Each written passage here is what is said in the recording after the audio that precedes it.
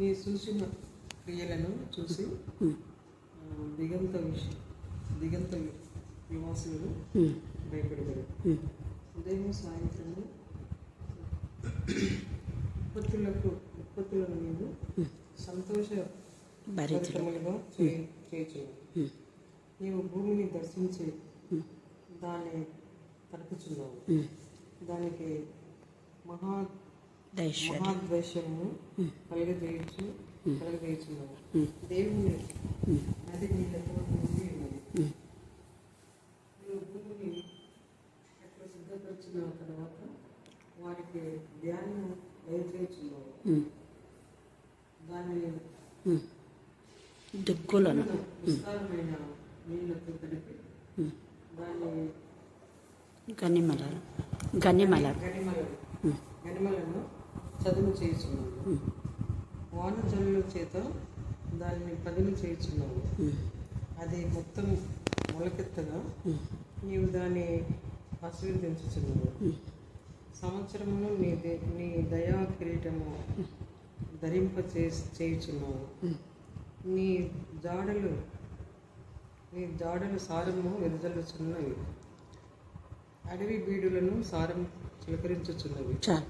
దేవుడి వాక్య భాగం దీవించి ఆశీర్వదించుగాక. Amen, amen, amen. ఈ వాక్యంలోనే అర్థం అదే మేడం. దేవుడు మనకు తోడుగా ఉండి బలహీన పరిస్థితిలో మమ్మల్ని బలపరిచే దేవుడు. అడవిలాగా ఉన్నటువంటి బీడు భూములను కూడా ఆయన తన వర్షం చేత అంటే ఆశీర్వాదం అనే ఆ ఫలమును మనకిచ్చి మనల్ని ఆశీర్వదించే దేవుడు. సంవత్సరం అంతా ఈ 2025లో ఇంతవరకు కాపాడిన విధానంలో రానున్న సంవత్సరంలో కూడా దేవుడు మనల్ని తన దయతో కాపాడి మీకు పూర్ణ ఆరోగ్యాన్ని, పూర్ణ బలాన్ని, పూర్ణ శక్తిని ఇస్తూ మరి డాక్టర్ చందును, డాక్టర్ ప్రియాంకను కూడా దేవుడు తన జ్ఞానాత్మతో నింపును గాక. Amen, amen, amen. స్తోత్రం చెల్లించుకుంటున్నాం తండ్రి. ప్రత్యేక రీతిలో మరి గూడూరులో ఎన్నో సంవత్సరాలుగా ఎంఆర్ఓగా చేసి డిప్యూటీ కలెక్టర్గా నాతని దేవా రిటైర్డ్ అయినప్పటికీ బిడ్డకు మీరు ఇచ్చిన విశ్వాసాన్ని, నమ్మకత్వానికి ఎంత స్తుతించా కూడా తక్కువే ప్రభా. మరి అన్నాన్ని మీరు ఆస్వాదించండి. అలాగనే పెద్ద కుమార్ రాజా వివాహ విషయంలో రాజారెడ్డిని మీరు జ్ఞాపకం చేసుకుని నా ప్రభ నా తండ్రి మీ నామంలో మీ రక్తంలో ఒక మంచి నా ప్రభ నా తండ్రి రెడ్డి ప్రపోజల్ రావడానికి మీకు కృపాసారం దాయించండి. డాక్టర్ చందు రెడ్డి నా ప్రభ, చంద్రశేఖర్ రెడ్డిని అలాగనే ప్రియాంక నా ప్రభ మీ జ్ఞానాత్మత నింపి వారి పీజీ సీట్ మీరు దాయించేయండి. దేవా కనికరించండి, కృప దాయించండి. ప్రియాంకలో ఉన్న ప్రతి బలహీనత ఏసునామములో గద్దించమని ప్రార్థిస్తున్నాం. నిశ్చితమైతే గర్భఫల దీవించడం మీరు నింపమని ప్రార్థిస్తున్నాం. అయ్యా స్తోత్రం. మేడంకు భయంకరమైన ప్రమాదం నుంచి మీరు కాపాడారు దేవా. మర నుంచి జూమ్లోకి నడిపించేందుకు నేను స్తుతిస్తున్నాం. నీ దయారసం ఆ బిడ్డ పైన ప్రోక్షించండి. మీ కరుణ కటాక్షం బిడ్డకు తోడుగా ఉంచండి నాయన. మీ దక్షిణ హస్తం, మీ కుడి హస్తం, మీ పరిశుద్ధ బాహు నా ప్రభ నా తండ్రి మీ యొక్క గాయపడిన హస్తంలో బిడ్డను దాచుకొని మీరే ఆవిడకు తండ్రిగా ఆదరణకర్తగా అన్ని విషయాల్లో మీరు ఆదరిస్తూ జ్ఞానాత్మత నింపి ముందుకు నడిపింపచేయమని ఈ ఇంటికి మీరు అగ్ని ప్రాకారంగా ఉన్నందుకు మేము స్తుతిస్తూ నా జయిస్తున్నామని ప్రార్థిస్తున్నాం తండ్రి. Amen, amen, amen. Okay madam. మొదటి నుంచి 5 వచనం చదువుకుందాం. యెహోవా హస్తం నా మీదకి వచ్చాను. నేను ఆత్మవశుడనై ఉండగా యెహోవా నన్ను తోడుకొని పోయి ఎముకలతో నిండిన ఒక లోయలో నన్ను దింపాను. ఆయన వాటి మధ్య నన్ను ఇటు అటు నడిపించుచుండగా ఎముకలు ఆ లోయలో కనబడాను. అవి కేవలము ఎండిపోయినవి. ఆయన నరపుత్రుడా, ఎండిపోయిన ఎముకలు బ్రతకగలవా అని నన్ను అడగగా, ప్రభువా యెహోవా అది నీకే తెలియనని నేను అంటిని. అందుకాయన ప్రవచనమెత్తి ఎండిపోయిన ఎముకలతో ఇట్లను, ఎండిపోయిన ఎముకలారా యెహోవా మాట ఆలకించుడి. ఈ ఎముకలకు ప్రభువైన యెహోవా సెలవిచ్చినదేమనగా, మీరు బ్రతుకున్నట్లు నేను మీలోనికి జీవాత్మను రప్పించుచున్నాను. దేవుడు పరిశుద్ధ వాక్యం దీవించి ఆశ్రయించున్నాను. కప్పి మీకు నరములనిచ్చి మీ మీద మాంసం పొదిగి చర్మము మీ మీదికి కప్పెదను. మీలో జీవాత్మనుంచగా మీరు బ్రతుకుదురు. అప్పుడు నేను యెహోవానై ఉన్నానని మీరు తెలుసుకొందురు. ఆయన నాకిచ్చిన ఆజ్ఞ ప్రకారము నేను ప్రవచించుచుండగా గడగడమును ధ్వని ఒకటి పుట్టెను. అప్పుడు ఎముకలు ఒకదానితో ఒకటి కలుసుకొనెను. దేవుడు పరిశుద్ధ వాక్యం దీవించి ఆశ్రయించున్నాను. భాగం విన్నారు. ఈ రోజు మన ధ్యాన అంశం ఏంటంటే దేవుడికి మహిమకరమైన విధానంలో ఎముకలు ఆయన మాటలు వినును. ఏంటి చెప్పండి? ఎండిపోయిన ఎముకలు దేవుని మాట వినును. ఎండిపోయిన ఎముకలు దేవుని మాట వినును. మరి ఈ మాట, ఈ యొక్క అధ్యాయం చదివినప్పుడు అంతా కూడా మనం ఒక ఆత్మ పరిశీలన చేసుకోవాలి. ఎండిపోయిన ఎముకలే దేవుని మాట విన్నాయి, ఆలకించినాయి, లోబడినాయి. మరి మనం కూడా విని ఆలకించి లోబడుతున్నామా లేదా అని ఆత్మ పరిశీలన చేసుకోవాలి. ఎండిపోయిన ఎముకలే దేవునికి భయపడి లోబడి గడగడమనే శబ్దం వచ్చింది. ఒక శబ్దం. ఎప్పుడైతే దేవుడు ఎండిపోయిన ఎముకలతో మాట్లాడమని చెప్పాడో ఆ విన్నటువంటి ప్రవక్త ఎలాగా ఎండిపోయిన ఎముకలు మాట్లాడతాయి దేవా, అవేం వింటాయా, వాటికేం చెవులున్నాయా అని అన్నాడా? ఏమైనా చెప్పాలా? మళ్ళీ చెప్పాలా? అది ఎప్పుడైతే దేవుడు చెప్పినట్టుగా చెప్పింది దానికి ఒక్క మాట మళ్ళీ మాట్లాడలేదు. మనం వెంటనే 10 మాటలు మాట్లాడతాం, అది ఇట్లా ఇది ఇట్లా అనేసి. అందుకనే మన బతుకులు ఆశ్చర్యకరంగా లేదు. ఇక్కడ చెప్పినట్టుగానే చేశాడు కాబట్టి ఇంతగా యెహెజ్కేలు గురించి దేవుడు ఈ యొక్క మరి గ్రంథంలో రాసి ఉంచాడు. ఒక మంచి ప్రవక్త, పెద్ద ప్రవక్తలో ఒక ప్రవక్త అని యెహెజ్కేలుకు పేరుంది. యెహెజ్కేలు కానీ, యెషయా కానీ, యిర్మీయా కానీ వీళ్ళందరూ కూడా ఎంత కష్ట స్థితిలో కూడా దేవుని కనపరిచారు. భార్యలు కొడుకులు చనిపోతే రాత్రి పొద్దున్నే లేచి వాక్యం చెప్పారు. మనం చెప్పగలుగుతామా? ఇక్కడ యెహెజ్కేలుకు ఈ ఎండిపోయిన ఎముకలు నువ్వు మాట్లాడాలంటే మారు మాట మాట్లాడకుండా మాట్లాడాలి. అందుకనే 37వ అధ్యాయము యెహెజ్కేలు 1వ వచనం చదవండి. అది యెహోవా హస్తము అని చదివేటప్పుడు అంతా మనకి ఏమేమి గుర్తు రావాలా? Very good, గమనించమా. యెహోవా హస్తం అంటే దాంట్లో ఎన్ని అర్థాలతో ఉంది. ఆయన హస్తము సామాన్యమైనది కాదు. ఆయన హస్తము దక్షిణ హస్తం. దక్షిణ హస్తం అంటే ఎలాంటి వారికైనా సహాయం చేసేదని అర్థం. ఎలాంటి వారికి అంటే ఆయనపై విరిగి నలిగిన హృదయంతో ఎవరు ప్రార్థిస్తారు వాళ్ళందరికీ కఠినులకు కఠినుడై ఉంటాడు దేవుడు. అది అన్నమాట. వికటమైనటువంటి వ్యక్తులకు వ్యక్తంగానే ఉంటారు.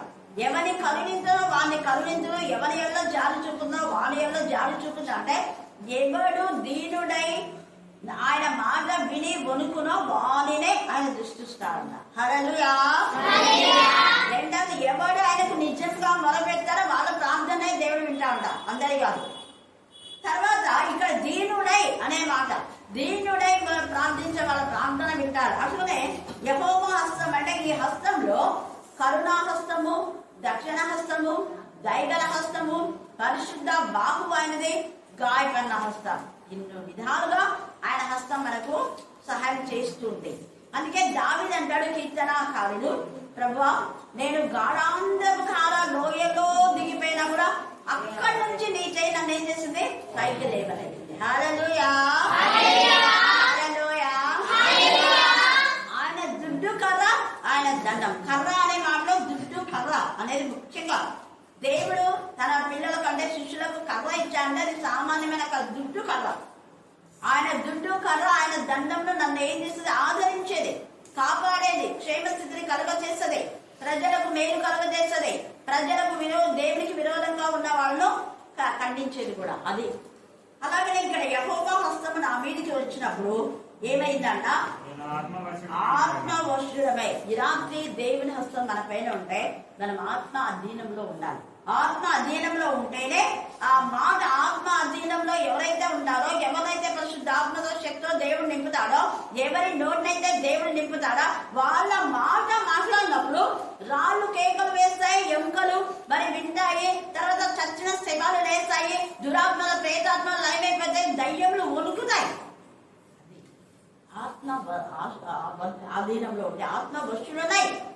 ప్రకటనలో కూడా యోహాను అదే ఆత్మ వశుడై ఉండగా ప్రభువును ఆకాశం తెరవబడ్డ ప్రభు సింహాసనాసన చూశాడన్న ఆత్మ వశుడైనప్పుడు.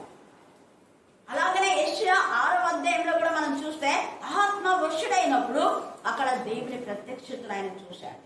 ఆత్మ వశంలో మనం ఉంటే నీకు కూడా ఆత్మ ప్రత్యక్షతలు జరుగుతాయి. ఆత్మ వశుడై చదవండి.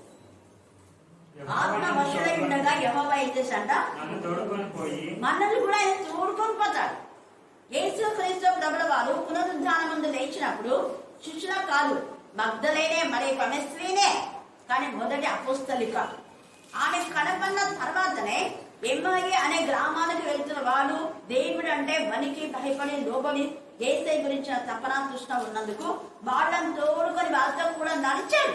హల్లెలూయా, హల్లెలూయా. ఇక్కడ కూడా యెహెజ్కేలుతో పాటు దేవుడు నడిచి నడిచాడు, తోడుకొని వెళ్తున్నాం. దేవుడు మనం తోడుకొని, మోషను తోడుకొని, నీకు తోడై ఉంటా, తోడుకొని ఉంటే దేవుడు తోడుగా ఉండి, దేవుడు దగ్గరగా ఉండి, దేవుడు సమీపంగా ఉండి, దేవుడు మనం చేయి పట్టుకొని తోడుకొని వెళ్తాం. మన పిల్లల్ని తోడుకొని, ఈ పిల్లల్ని తోడుకొని పోరా అంటాం కదా, మనం తోడుకొని చేయి పట్టుకొని తీసుకొని పో అంటుంటాం. ఆయన మనకు తోడై ఉండి అక్కడ మోషేకు తోడై ఉన్నాడు, యెహోషువకు తోడై ఉన్నాడు. అలాగనే వాళ్ళకు మాత్రమే తోడై ఉండదు దేవుడు అని చెప్పలేదు. ఆయనకు భయపడి ఆయనకు లోబడే వాళ్ళకి ఎవరికైనా ఆయన తోడవుతాడు. అందుకని ఇక్కడ నాకు దేవుడు తోడుగా ఉండి నా తోడుకొని వచ్చి ఎక్కడ నింపాయంట? ఎముకలతో నిండి ఉన్న లోయలో నన్ను దింపాను. చూడండి, ఇక్కడ ఒక లోయలో నన్ను దింపాడంట. మనమైతే కంగారు పడిపోతాం. అబ్బా ఏంటి ఎముకలు నన్ను దింపేస్తావు, నా బతికిందేనా అంటున్నా. ఎక్కడన్నా లోయలో గిన ఏమన్నా తీసుకొని పడేస్తే ఇంతేనా నా బతుకు అనుకున్నా. దావీదు కూడా గాఢాంధకారపు లోయలోకి వెళ్దాము, నేను భయపడ్డాను. ఎంత బాగా చెప్పాడు. కారణం, నా దేవుడు నాతో ఉంటాను. నేను ఎక్కడన్నా ఆయన చూస్తున్నా కాబట్టి ఆయన ఎక్కడన్నా నన్ను తీసుకెళ్తాను, ఎక్కడన్నా నేను కాపాడుతాను. ఏమి నన్ను ఏం చేయలేవు. జలంలో పడి వెళ్ళినా అవి ముంచినట్టు పాడు చేయవు. అగ్నిలో నడిచినా కూడా అవి నాకు ఏమి కూడా వాసన కూడా నాకు అంటదు. ఎంత బాగా ఇక్కడ కూడా ఎముకలలో దింపేశాడు. ఆయన వాటి మధ్య చూడండి, ఎందుకు వాటి మధ్య ఇక్కడ నడిపించాడు? ఎందుకు నడిపించాడు చెప్పాలి? ఎందుకు నడిపించాడు? ఎందుకు నడిపించింది కూడా చెప్పలేకపోతున్నారా? అంటే అవి వెళ్ళిపోయినవే, మాంసంతో ఉన్నాయి, అప్పుడప్పుడు ఉన్నాయి. నడిపిస్తూ ఉంటే చూసాడు అన్ని ముప్పై చెక్కలకి వెళ్ళినాయి. ఒక్కడి కూడా అసలు లేదు. అంతా ఎక్కడంటే చెల్లాచెదరైపోయినాయి. కావాలని నడిపించాడు దేవుడు. నడిపిస్తుంటే చూసుకుంటేనే పోతున్నాడు. ఆ షార్పు నాకు తెలిసి ఆ ఎముకలు ఒకవేళ పుచ్చుకొని ఉన్నాయేమో తెలియదు, అయినా కూడా నడిపించినాడు దేవుడు. ఎముకలలో నడిచాడు. ఎముకలు అనేకములు, అనేక ఎముకలు లోయలో కనబడేను. అవి కేవలము ఎండిపోయినవి. ఆయన నరపుత్రుడా, ఎండిపోయిన ఈ ఎముకలు బ్రతకగలవా అని నన్ను అడగగా, ప్రభువా యెహోవా అది నీకే తెలుసు. ఏమనుకుంటే అది జరుగుతాయి ప్రభా. నేను చెప్పాను, నా ఇష్టం కాదు, నీ ఇష్టం. నువ్వు బ్రతకంటే బ్రతికిస్తావు, పోయేటే పోతాయి. నీ ఇష్టం. బ్రతికి పరలోకంలో ఉంటే ఉండాలి, లేక బ్రతికి నరకానికి ఉంటే నరకానికి పోతాయి. నీ ఇష్టం కదా. ఆత్మ ఆయన దగ్గర ఉంటుంది. ఆత్మ దాన్ని దయచేసిన దేవుని దగ్గరికే వెళ్తాయి. అందుకని ఇక్కడ చూడండి. తర్వాత అందుకైనా ప్రవచనం ఎత్తి ఎండిపోయిన ఈ ఎముకలతో ఇట్లను ఎండిపోయిన ఎముకలారా యెహోవా మాట ఆలకించుడి. ఈ ఎముకలకు ప్రభువైన యెహోవా దేవుడు ఏం చెప్తే అదే చెప్తున్నాడు. నేను కాదు చెప్పేది, దేవుడు చెప్తున్నాడు. ఎండిపోయిన ఎముకలారా మీరు బ్రతకాలని యెహోవా దేవుడు చెప్తున్నాడు. నేను చెప్తున్నా అంతే. నేను ఇంకా నా నోటి నుంచి నేను దేవుడి నుంచి ఏం వింటున్నానో అది మీతో మాట్లాడుతున్నా. నన్ను ఒక బూరలాగా వాడుకుంటున్నాడు. నేను కేవలం ఎంటీ విన్సిల్, నేను కేవలం వాడబడే ఒక పాత్రను మాత్రమే. కానీ దేవుడు మాత్రమే నాతో మాట్లాడుతున్నాడు. ఆ మాట దేవుని మాట. నేను మాట్లాడుతున్నా అంటే అది నా మాట కాదు, అది దేవుని మాటగా మీరు కూడా ఆలకించాలి. ఎముకలకు ముందే భయం పెట్టినా ఇది యెహోవా మాట, నా మాట కాదు. జాగ్రత్త. మీరు బ్రతుకున్నట్లు నేను మీలోకి జీవాత్మను రప్పిస్తున్నానని యెహోవా మాట్లాడుతున్నాడు. నేను ప్రవక్తనే యెహెజ్కేలు కాదు రప్పించేది. ప్రవక్తన ఏంటంటే నేను కాదు స్వస్థపరిచేది. స్వస్థపరిచి యెహోవా ఆయనే. ఆయన మీరు స్వస్థత పొందుతారని చెప్పమంటే నేను చెప్తాను అంతే. ఆయన ఆయన చెప్పమంటే చెప్తున్నాను కాబట్టి నువ్వు విశ్వసిస్తే నువ్వు వెంటనే స్వస్థత పొందుతాయి. నీ విశ్వాసమే నేను ఏం చేస్తుంది? స్వస్థత. నువ్వు ఎట్లా స్వస్థత పొందుతానంటే పొందలేవు, అంతే. ఆవగించేంత విశ్వాసం ఉంటే ఏమైతుంది అంటాం? ఎంత రాయిపోయింది. కొండను తీసి ఇక్కడ పడవేయమంటే అక్కడ కూడా పడ్డ. ఆవగింజ ప్రెస్ చేసి వేసే చెప్పాడు. ఆవగింజ చాలా చిన్నగా ఉంటది. చిన్నగా అంటే ఎట్లుంటది? ఉదాహరణ చిన్నగా అంటే ఇసుక రేణు, ఓకేనా? మనం ఆవగింజల్లో లేదా రాగుల్లో ఇసుక వేస్తే కనపడుతుందా? రెండు ఒకటే ఉంటాయి. కానీ ఆవగింజ భూమిలో పడితే ఏమైతుంది? చెప్పాలా? మొలుస్తుంది, ఎదుగుతుంది, ఫలిస్తుంది. ఇసుక భూమిలో వేస్తే అంతే. దాన్ని ఈ రాత్రి మనం ఒకవేళ ఆవగింజలాగా ఉన్నామని అనుకోని ఇసుకలాగా ఉన్నామేమో. ఇసుకలాగా ఉంటే బతికి ఎక్కడికి అంతే. ఎక్కడ వేసిన గొంగలు అక్కడనే. వాక్యం చెప్పలేవు, ప్రార్థన చేయలేవు, పాడలేవు. ఇంకంతే ఎండిపోయిన ఎముకలు లాగానే. ఎముకలు అన్ని ఎక్కడ ఉన్నాయి అక్కడే ఉన్నాయి. ఇంకా ఏం చలనం లేదు వాళ్ళకు. ఎన్నేళ్ళ నుంచో ఉన్నాయి అక్కడ పోయేది. ఇసుక కూడా ఎన్నైనా అట్లనే ఉంటుంది. కానీ ఆవగింజ చాలా కాదు. ఆవగింజ భూమిలో వేస్తే వెంటనే అది ఏం చేస్తుంది? అది ఎదుగుతుంది, ఫలిస్తుంది. తర్వాత అంట ఆ ఆవగింజ చెట్టు పైన పక్షులు నివాసం చేస్తాయంట. నేను అనుకున్నా, ఏంటబ్బా ఆవగింజ చెట్టు ఇంత చిన్నగా 3 అడుగులు మన వైపు. ఎందుకు తెలుసా? మనకు కాల్షియం తక్కువ. కాల్షియం ఎక్కువ ఉన్నటువంటి ప్రదేశంలో అంటే ఇస్రాయల్ దేశంలో అది 12 అడుగుల చెట్టు. అది అందుకనే యేసయ్య చెప్పాడు. ఆ ప్రాంతమును బట్టి యేసయ్య చెప్పాడు. ఆ ప్రాంతంలో పండ్లు, యాపిల్ పండ్లు గ్రీన్ ఉంటాయి, ఎల్లో ఉంటాయి. తర్వాత మన ప్రాంతంలో వస్తాయా? రావు. ఆ ప్రాంతం అందుకే హైబ్రిడ్ ఉంటుంది కదా. ఆ ప్రాంతంలో ఉన్న పండ్లు ఎక్కువగానే ఉంటాయి. వాటి క్వాంటిటీ, వాటి యొక్క రుచి అలాగనే ఉంటది. ప్రతిదీ కూడా ఎవ్రీథింగ్. అందుకనే యేసయ్య ఏమన్నా ఈ ఆవగింజ ఒక 12 అడుగుల చెట్లాగా ఉండి అయ్యి పక్షులకు అది నివాసం ఇస్తే, మరి అలాగా నీకు ఆవగింజంత విశ్వాసం అంటే నువ్వు కనీసం కొన్ని పక్షులు ఆ యొక్క చెట్టును ఆశ్రయిస్తే మరి నిన్ను అనేక మంది ఆశ్రయించేలాగా నువ్వు ఉన్నావా? అనేక మందికి నువ్వు సహకరించే వ్యక్తిగా నువ్వు ఉన్నావా? ఎంతమందికి నువ్వు ఒకవేళ పరిచయం చేస్తున్నావు, పని చేస్తున్నావు, ఎంతసేపు నువ్వు, నీ భర్త, నీ పిల్లలు అంతేనా? నువ్వు నీ అన్నదమ్ములు, అక్క చెల్లెలు అంతేనా? ఇతరులకు ఏం చేస్తావని దేవుడు లెక్క అడుగుతాడు. లెక్కలు ఉన్నాయి దేవుడి దగ్గర. యేసయ్య తన ప్రాణంగా పనంగా తనకేమాత్రం కూడా బంధు రక్తబంధం లేని మన కోసమే ఆయన రక్తాన్ని కార్చి ప్రాణం పనంగా పెట్టి తన బిడ్డలుగా చేసుకోవడమే కాకుండా తనకున్నటువంటి ఈక్వాలిటీ, ఆయన సింహాసనం ఇస్తే మనకు సింహాసనం ఇస్తారన్నారు. ఆయనకు ఆత్మ వరాలిస్తే మనకు ఆత్మ వరాలు ఇచ్చాడు. ఆయన పరిశుద్ధాత్మతో శక్తితో నింపే మనకు పరిశుద్ధాత్మతో శక్తితో నింపాడు.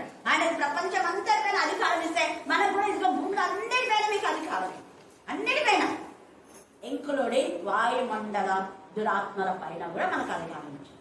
హల్లెలూయా, హల్లెలూయా. యంత్రం మాత్రం మనకు హాని చేయవు. మరి అధికారాన్ని మనం యూజ్ చేసుకుంటున్నామా లేకపోతే ఎలా? ఇక్కడ కూడా ఆ మాట అథారిటీ ఇక్కడ చెప్పేసరికి, అందుకనే ఆవగింజ చిన్నదైనా కూడా అన్ని పక్షులను ఇచ్చేది కాదు. చిన్న చిన్న వాటిని దేవుడు బల వాడుకున్నాడు. చిన్న గులకరాయే అంత పెద్ద గొలియాతను ఏం చేసింది? చంపి పడేసి. 5 గడ్డలు 2 చేపలు చిన్నవే, కొంచెమే. ఎంతమందికి తృప్తి వచ్చాయి? పురుషులు మాత్రమే అంటే 20,000 మంది ఉంటారు మొత్తం దేవుడి పిల్లలు వచ్చి.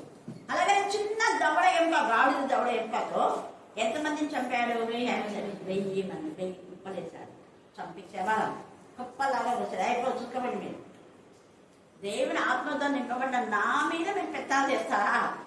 కోపం వచ్చేసింది శాంసన్. ఇంకా చివరిలో అయితే ఒకేసారి 3,000 మంది అంటే శత్రువులందరూ నాశనం చేసేసారు చివరి. కాబట్టి మనం ఏది కూడా ఇది కొంచెము అని అనుకోకూడదు. ఆ కొంచెంలోనే దేవుడు ఎంతగా ఆస్వాదించే దేవుడు అంటున్నాడు. అందుకే ఇక్కడ కూడా ఈ యొక్క దేవుని మాట ఎంత సర్వశక్తిమంత జీవగల మాట. ఒకే ఒక మాట, పెద్ద పెద్ద గంటలు ఇక్కడ చెప్పడం లేదు. ఆ ఎముకల్లో ఉండి గంటలు చెప్పడం లా దేవుని మాట ఉన్నది ఉన్నట్టుగా చెప్తున్నాడు. చర్మం కప్పి మీకు నరముల నుంచి మీ మీద మాంసం పొదిగి చర్మం మీద కప్పెదను, మీలో జీవాత్మ నుంచగా మీరు బ్రతుకుదురు అని అన్నాడు. బ్రతుకుదురు అన్నాడు. అన్న వెంటనే యెహెజ్కేలు ఎండిపోయినాయి. మనమైతే ఇట్లా చూస్తాం, ఇట్లా చూస్తాం. ఎవరన్నా ఇస్తే ఇంత కొంచెం ఇచ్చేది, ఇంతనా 5 రూపాయల చొప్పున ఇచ్చేది, 50 రూపాయలు ఇచ్చేది, ఆ 50 రూపాయలకి వెళ్ళి చూస్తుంది. చూసి డబ్బులు ఎక్కువ ఇస్తే కొంచెం ఎక్కువ ఇస్తారు, వాళ్ళు ఎక్కువ పడలేదు, కొంచెం ఇస్తే కొంచెం మీరు అనుకోవచ్చు. ఎంత ఇచ్చినా అది దేవుడికి చేస్తారు. దాని వైపు మనం చూడకూడదు. దేవుని వాళ్ళు ఇవ్వాలన్న ఆలోచన. ఎందుకంటే నాకు ఇప్పటికి గుర్తు, చాలా మంది అప్పుడు ₹10 నుంచి నాకు ఇచ్చారు. అంటే నేను ఇట్లా దారిలో పోతుంటా, చర్చి నుంచి పోతుంటా, అక్కడనే ప్రే చేయమంటారు. అక్క ఎమ్మెల్యే మాకు తీసి ఇచ్చేది. ఒకసారి 5, 10, తర్వాత ఒకసారి 100, ఒకసారి ఇంకా ఇప్పుడు 40,000. నేను ఏమబ్బా అక్క 5 ఇచ్చింది ఎప్పుడు అనుకుంటున్నాను. పిల్లలు ఇస్తున్నారు కదా, అప్పుడు అందకున్న వాళ్ళు వస్తే ₹100 అక్క ఇవి ఎంతో విలువైనమో, దీన్ని మీరు ఒక చోట పెట్టి ఏదైనా మనం చేసుకుందాం వాడుకుందామంటే అప్పుడు వాటన్నిటి పెట్టి మేము ఊళ్ళో పెట్టేయాలి, దాంట్లో పెట్టించేవాళ్ళం. పూర్ణంగా ఎవరి దగ్గర ఉండేవాళ్ళని ఆఫరింగ్స్ అన్ని విలువైనది. దేవుడు ఆ విలువలు ఇప్పుడు వేలంలో చేశారు. అప్పుడు 5, 10 వేలంలో దేవుడికి ఇస్తూ ఉంటాం. హల్లెలూయా. ఇక్కడ వెంటనే ఎముకల వైపు చూడకుండా దేవుని మాట వైపు మాత్రమే చూస్తున్నాడు. నేను యెహోవానే ఉన్నానని మీరు తెలుసుకున్నాను కాబట్టి ఆయన నాకు ఇచ్చిన ఆజ్ఞ అన్నది తెలుసుకున్నాను.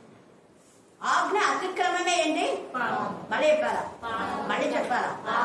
చాలా మంది చెప్పిన దానికి వ్యతిరేకంగా చేసి వాళ్ళ భక్తంగా వ్యతిరేకమైపోతున్నారు. చెప్పింది చెప్పినట్టుగా మాత్రమే చేయండి. ఏదైనా ధైర్యం చెప్తే యాక్టివ్గా చేయాలి. మళ్ళీ దానికి ఇంకొక మాట మాట్లాడుకుంటున్నాం. అది ఎప్పుడు నేర్చుకుంటావా మన లైఫ్లో అదే ఆశ. అది నేను నేర్చుకున్నా కాబట్టి అక్కడ గిఫ్ట్స్ గారికి నేను ఏదైతే ఇచ్చినానో కంటిన్యూ చేసినా. హల్లెలూయా.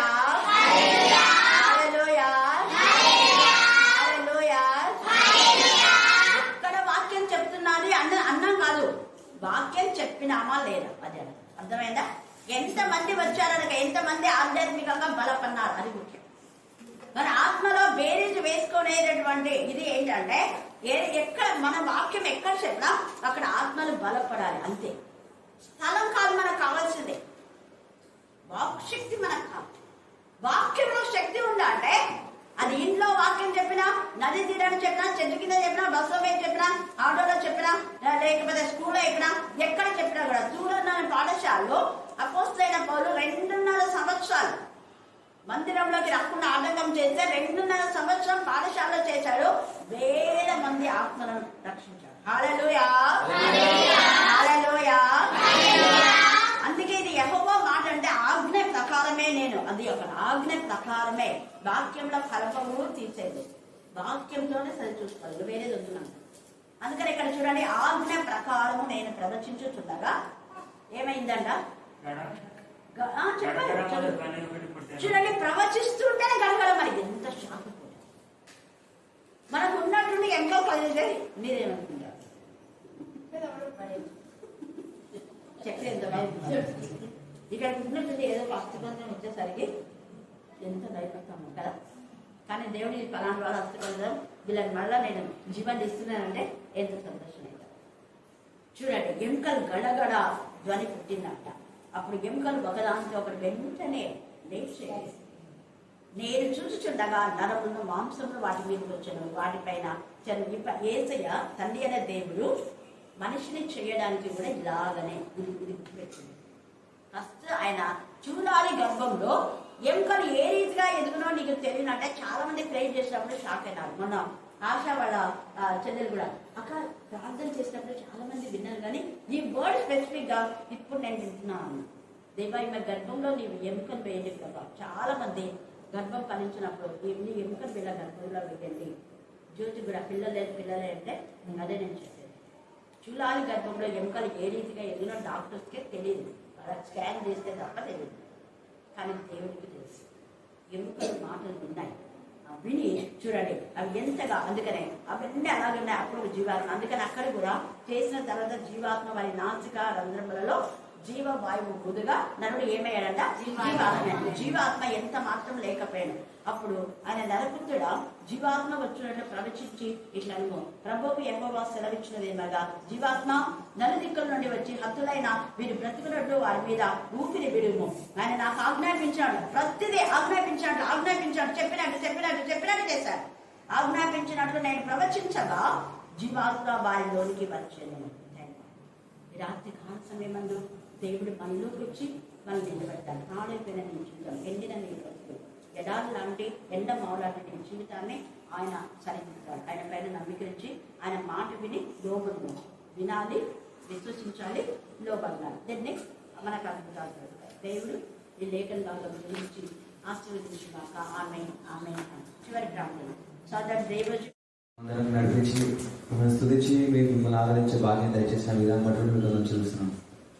ప్రభుత్వ అయితే వాక్యం చెప్పిన అక్కడ మీరు జ్ఞాపకం ఉంచుకున్నాయా ప్రభావ, ఎంతో శ్రేష్టమైన వాక్యం చెప్పిందాయా. ఎముకల గురించి మేము ఇంతవరకు వినని సంగతి గురించి మేము కొత్త కొత్త విషయాలు తండ్రి ప్రతిదినం వినగలుగుతున్నాం అంటే అది మహా గొప్ప కార్యం తండ్రి. తండ్రి విన్న వాక్యం తండ్రి పెడతాం కాకున్నట్లుగా మా జీవితంలో ఫలపడతాంగా మార్చండి. అలాగే మీ వాక్యస్థరంగా జీవించి భాగ్యం తెచ్చండి ప్రభావ. ఇంకా తండ్రి అనేక మందికి తండ్రి ఈ కొత్త కొత్త విషయాలు తండ్రి ప్రతి ఒక్కరికి తండ్రి ముందని తెలియజేసే భాగ్యం దయచండి. వచ్చిన ప్రతి ఒక్క వీడియోని మీరు జ్ఞాపకం ఉంచుకోండి, పేరు పేరున దీవించి ఆశ్రయించి ప్రభు వారి వారి కుటుంబం తండ్రి బలపరచండి. అలాగే తండ్రి రాని బిడ్డను కూడా మీరు జ్ఞాపకం ఉంచుకొని వారిని ఎలాగైనా తండ్రి మీ ముందరికి నడిపించండి ప్రభు. అలాగే తండ్రి రేపటి దిన తండ్రి ఎల్లుండి రోజు కూడా తండ్రి మీ మందిరంలో తండ్రి జరుగుతున్నటువంటి ఆ మహాసభలు కూడా మీరు జ్ఞాపకం ఉంచుకోండి. మీ చిత్తానుసారం నడిపించండి, మీ వాక్యానుసారం నడిపించండి ప్రభు. నడిపిన ఎప్పటికీ తండ్రి మీ చిత్తం కాకుండా ఇంకేది జరగడానికి వీళ్ళెన్నట్లుగా మీ ఆత్మశక్తిని నింపండి. మీ ఆత్మశక్తితో మీ చిత్తాన్ని నెరవేర్చి మీకు ఇప్పుడు తోడుగుంచి సాయం చేయమని ప్రార్థిస్తున్నాను. పరిశుద్ధంగా పవిత్రంగా జరుగుతున్నట్లుగా సాయించండి ప్రభుత్వ తండ్రి. రాబోతున్న సేవకులు కూడా మీరు జ్ఞాపకం ఉంచుకున్నాయా ఆ బిడ్డ తండ్రి వారి ప్రయాణ మంత్రులతో రక్షించండి. శ్రేష్టమైన వర్తమానం చెప్పి తండ్రి వచ్చిన ప్రతి ఒక్కరి తండ్రి మార్పు చెందినట్లుగా మా మనసులను కూడా తండ్రి కలిగించమని ప్రార్థిస్తూ మీ చిత్తానుసారంగా మీరు మమ్మల్ని అందరూ నడిపించి నా మహమ్మర్తమైన జీవించమని క్రీస్తు ఉంటాడు వేడుకుంటూ పొందిన పరమ తండ్రి. మరి శుక్రవారం యొక్క ప్రార్థన కూటము ఎప్పుడు నిరాటంకంగా దేవుడు జరిగిస్తున్న దేవుడికి వందనాలు చెల్లిస్తాం. Thank you Jesus, thank you Jesus, thank you Jesus, thank you Jesus, thank you father, thank you father, thank you father. Praise the Lord, హల్లెలూయా.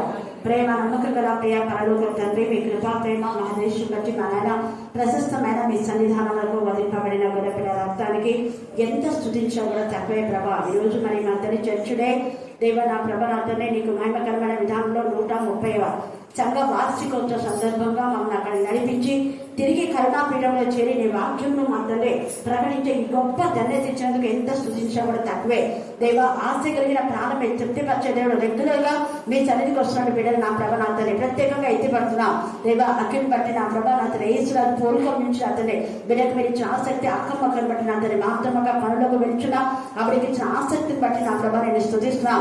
చిన్న బిడ్డ మహి నా ప్రభా స్వరూప ఎంతగానో నిన్ను పాడి స్తుతించగలిగిన తల్లి స్తోత వాళ్ళ తల్లి నా ప్రభా వాళ్ళ అక్కని బట్టి కూడా నేను స్తుతిస్తున్నాం. అలాగనే కృష్ణవేణి నా ప్రభానాథని దేవ రాణిని బట్టి నా ప్రభానాథని మహిని బట్టి దేవ ఎంత స్తుతించా కూడా తక్కువే. బిడ్డలకు మీరు ఇచ్చిన ఆసక్తి తపన తృష్ణం బట్టి నీకు వందనాలు స్తుతులు స్తోత్రం చెల్లిస్తున్నాను. ఆయన మేరకు కూడా నా తల్లి ఇక్కడికి రావాలనుకుంది నా ప్రభా. మరి మా ప్రభా నీకు చిత్తం మీద మీరు నడిపించండి. మనుషాత్మ పవిత్రాత్మ ఏ శ్రమ గర్తించి పాదాలుగా బంధించమని ప్రార్థిస్తున్నాం దేవా. ఈ దినమందు చేయబడే ఈ ప్రార్థన పైన మీ కనుదృష్టి ఉంచిన విధానం బట్టి మేము స్తుతిస్తున్నాం దేవా. మీ మెండైన జీవులతో తల్లి బిడ్డలు నింపి నీ కనికరంతో మీరు నింపాలి. నీ కరుణ హస్తం, మీ దర్శన హస్తం, మీ పరిశుద్ధ బాహు ఇక్కడ బిడ్డలందరికీ మీరు తోడుగా ఉంచేందుకు మేము స్తుతిస్తున్నాం దేవా. నేను లేని సమయం అంతా కూడా బిడ్డలు ఎలా కవర్ చేస్తున్నారు స్తోత్ర. ఇది మీ ఆత్మ నడిపింప ప్రభా దేవా. నా తల్లి వాక్యం చదువుకొని వాక్య ధ్యానంలోకి వెళ్ళడానికి మీ కృపాసనం దాయించమని మమ్మల్ని ఆత్మను మీ చుట్టకే సమర్పిస్తూ చేస్తున్నామని ప్రార్థిస్తున్నాం తండ్రి. ఆమేన్ ఆమేన్ ఆమేన్. హల్లెలూయా. సమయానికి తండ్రి కొందాం చూపిస్తున్నాం. ఈ సమయం అందు ఈరోజు మనం ధ్యానం చేసుకోబోయే అంశం ఏంటంటే మేలు చేయవాడు దేవుడి సంబంధి, కీడు చేయవాడు దుష్టుని యొక్క సంబంధి. మనం మేలు చేసే వారంగా ఉంటున్నామా, కీడు చేసే వారంగా ఉంటున్నామా?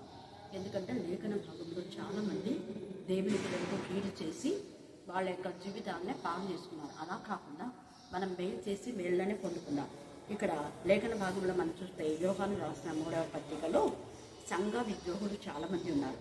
అక్కడ అంటున్నాడు కదా 3వ పత్రికలో ఇక్కడ 8వ వచనం చూస్తే మనం సత్యమునకు సహాయకులం అవునట్టు అట్టి వారికి ఉపకారం చేయబద్దులమైన సత్యమునకు సహకారుగా ఉన్నారు. మేము సంఘంలో ఒక సంగతి వ్రాసింది అయితే వారిలో ప్రధానత్వం కోరుచున్న దిగుత్రేవే మమ్మల్ని అంగీకరించట్లేదు. కొంతమంది మేము లీడర్స్గా ఉండాలని సంఘంలో పెద్ద చేయడానికి అలాంటి వాళ్ళు నిజంగా దేవుని భయభక్తి గల బిడ్డలను వాళ్ళు అవాయిడ్ చేస్తారు. ఎందుకంటే వాళ్ళు చేసే తప్పులు వాళ్ళు చెప్తా ఉంటారు కదా, వాళ్ళకి నచ్చలేదు. వాళ్ళు చేసే తప్పులు వాళ్ళ పాపం బిడ్డ పాపం చేసుకుంటూ ఉండి వాళ్ళ దేవుని యొక్క మందిరంలో పరిచయం చేస్తుంటారు. అలాంటి వాళ్ళను గద్దించినందుకు పౌలుని ఎంతగా అవమానపరిచాడు ఈ యొక్క జయోత్రేపే అనేటటువంటి వాడు. ఇంకొక చోట మనం చూస్తే తిమోతిలో, అక్కడ కూడా 5వ అధ్యాయంలో తిమోతిలో తేజగా రాయబడింది ఏంటంటే, అక్కడ అలెగ్జాంద్రి అనేటువంటి కంచెరిగాడిద అంటారు. చూడండి 5వ అధ్యాయంలో మనం చూస్తే మరి చివరి వచనాల్లో అక్కడ గమనిస్తే ఈ యొక్క అలెగ్జాంద్రి 5:14లో అలెగ్జాంద్రిని కంచెరివాడంటే కంచెరిగాడిద లాంటి లక్షణాలు కలిగి సంఘములకు వీళ్ళంతా కీడు చేసేటటువంటి వాడు. మరి అలాగా ఈ యొక్క జయోత్రేపేలాగా ఉన్నారా, అలెగ్జాంద్రి అనే కంచెరిగాడిలాగా ఉన్నారా? ఇంకా గలతీలో 2లో కూడా చూస్తే దేవునికి విరోధమైనటువంటి వాళ్ళు ఎంబ్రాయిడర్ అనే వాళ్ళు కూడా దేవునికి విరోధమైనటువంటి కార్యాలు చేశారు. అలాగా దేవుని పిల్లలు ఎంతగా బాధ పెట్టినటువంటి హేరోదిగా కానివ్వండి, ఇజబేలు కానివ్వండి, వీళ్ళందరూ కూడా దేవుని పిల్లలకు హాని చేసిన వాళ్ళు. తద్వారా వాళ్ళు హాని పొందుతున్నారు. అలాగ మనం చేయక మేలు చేసేవారిలో ఉండాలి. మేలు చేసేవాడు ఎవరు అంటే వాళ్ళు వర్ధిల్లుతారు. ఈ యొక్క మనం చూస్తే దేమేత్రి అందరి వలన సత్యం వలన మంచి సాక్ష్యం పొందినారు. మనము 2025లో మనం ఉన్నాం. మరి సంవత్సరం అంతంలో మనం ఉన్నాం. మరి ఎన్నో వార్షికోత్సవాలు మనం చేస్తున్నాం, సంఘ ప్రతిష్ఠ, ఇవన్నీ మంచివే. కానీ విన్న వాక్యం మన జీవితంలో ఫలించకపోతే అది వృధాయనే కదా. అందుకే దేమేత్రి అందరి వలన సత్యం వలన మంచి సాక్ష్యం పొందేవాడు. మేము కూడా అతనికి సాక్ష్యం ఇచ్చుతున్నాం. నా సాక్ష్యము సత్యమైనదని ఎరుగుదు. సత్యమైన వాక్యంలో మనం ముందుకు నడిపించాలి. మన పక్షంగా అన్య జనులు కూడా దేవుని నామాన్ని మహింపరిచేలా మన ప్రవర్తన ఉండాలి. అలాగనే మనం 2వ దినవృత్తాంతంలో 21:12-24 దాకా చదివితే అక్కడ యెహోరాము అనేటువంటి ఒక వ్యక్తి ఉన్నాడు. అతను చాలా దేవుని పిల్లలకు కీడు చేశాడు. తను పాపం చేయడమే కాకుండా ఇశ్రాయేలీయులు పాపం చేయడానికి అతను సహకరించిన వ్యక్తి. అలాగే యెహోషాపాతును కూడా తప్పుడులో నడిపించడానికి ప్రయత్నించే వ్యక్తి. తద్వారా అతనికి చేసిన తప్పిదానికి భార్యను పిల్లలను దేవుడు మొత్తేస్తాడు. అలా కాకుండా హామాను చేసిన తప్పుకు భార్యలు పిల్లలు మొత్తేస్తాడు దేవుడు. కింగ్ సౌల్ చేసినటువంటి పాపములకు తన కుమారులో ఏ ఒక్కరు కూడా ఆశీర్వదించబడలేదు. కాబట్టి అలా కాకుండా మనము దేమేత్రి లాగా, తర్వాత బత్షెబా లాగా మనం చూస్తే ఉపధ్య మందసంలో తన ఇంట్లో పెట్టుకొని ఎంతగానో దేవునికి విధేయత చూపినందుకు 3 మాసంలో మందసము ఒబేదేవి ఇంట్లో ఉంటే వాళ్ళ ఇంటినంతటి దేవుడు ఆశీర్వదించాడు.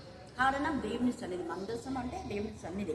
అలాగనే బర్జిలై ఎంతో బాధలో వేదనలో ఉన్నటువంటి దావీదుకు, అభిషిక్తుడైన దావీదుకు మేలు చేయడం ద్వారా బర్జిల్లై కుటుంబం కింహామును దేవుడు ఆశీర్వదిస్తాడు. కింహాముకు సహాయకరిస్తాడు. తద్వారా కింహాం యొక్క సత్రమే యేసు ప్రభుల వారికి జననముకు మరి సాదృశ్యమంటే ఆ సత్రం కింహాం సత్రమే. అక్కడ యేసు ప్రభు స్వాస్థ్యమైనా కూడా అందులో యేసు ప్రభుల వారికి ఇక మరి పర్మిషన్ లేకుండా చేస్తారు. ఎంత బాధ కదా. ప్రస్తుత ముందు దేవుని పిల్లలు అనేబడే వాళ్లకు సంఘములో, సమాజంలో వాక్యం ప్రకటించడం కూడా ఎన్ని శోధనలు వస్తున్నాయి. కానీ ఎన్ని వచ్చినా వాక్యం ప్రకటించవద్దనే ఉంది. ఎన్ని ఆటంకం వచ్చినా వాక్యం ప్రకటించబడుతుంది. తర్వాత యోసేపు కూడా మేలు చేశారు. డానియల్, తర్వాత యెహోషువ, దెబోరా, వీళ్ళందరూ కూడా దేవుని పిల్లలకు మేలు చేసి మేలు పొందుతున్నారు. కాబట్టి మనము మేలు చేసి దేవుని సంబంధులుగా ఉందాం, కీడు చేసి అపవాది సంబంధులుగా ఉండదు. దేవుడు ఈ లేఖన భాగం దీవించి ఆశీర్వదించుగాక. ఆమేన్, ఆమేన్, ఆమేన్. ప్రేమగల ప్రభావం మీకు వందనాలు స్తుతులు చెల్లిస్తున్నాం. మేము వెళ్ళి ప్రతి చోటికి మీరు వచ్చి మీరు మమ్మల్ని ఆశీర్వదిస్తారు. తండ్రి కుమార తేలిక దేవుడిగా అబ్రహాం ఇస్సాకి అప్పుడు మెండుగా ప్రభుత్వం మీకు స్తుతిస్తూ నా దేశంలో ప్రార్థిస్తున్నాం తండ్రి. ఆమేన్, ఆమేన్.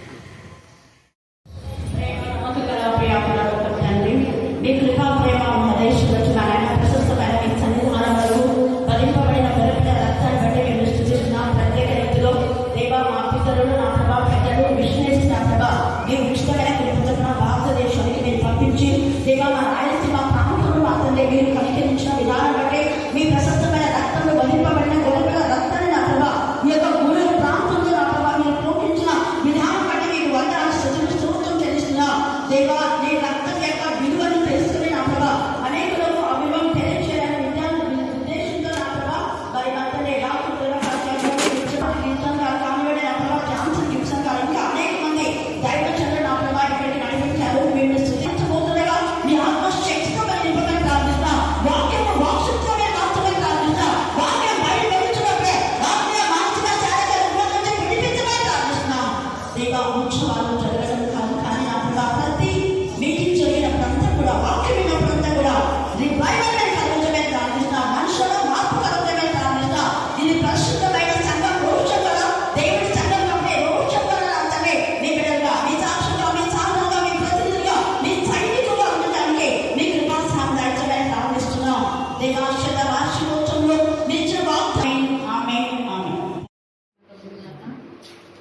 సమయం ఇచ్చినటువంటి దేవాల దేవునికి నేను వందనాలు తెలియజేస్తున్నాను.